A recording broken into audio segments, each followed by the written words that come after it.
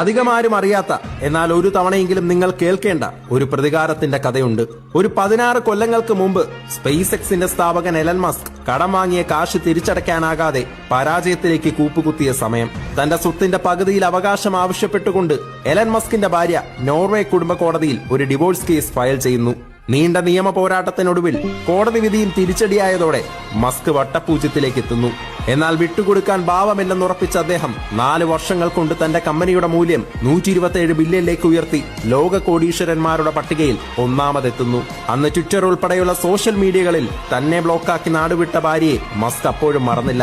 $44 billion Twitter തന്റെ സ്വന്തം പേരിലാക്കി തന്റെ മുൻ ഭാര്യയെ ട്വിറ്ററിൽ ആജീവനാന്തം വിലക്കി. എലൻ മസ്ക് തന്റെ മധുര പ്രതികാരം അങ്ങ് വീട്ടി. അല്ലേലും പണ്ടാരോ പറഞ്ഞതുപോലെ കർമ്മ അതൊരു ബൂമറാങ് പോലെയാണ്. ഇന്നല്ലെങ്കിൽ നാളെ അത് നമ്മളെ തേടി എത്തിയിരിക്കും. ഒരു അക്കൗണ്ട് ഡിലീറ്റ് ആക്കി കളയാൻ വേണ്ടി അതങ്ങ് മേടിച്ച് പേരും മാറ്റി.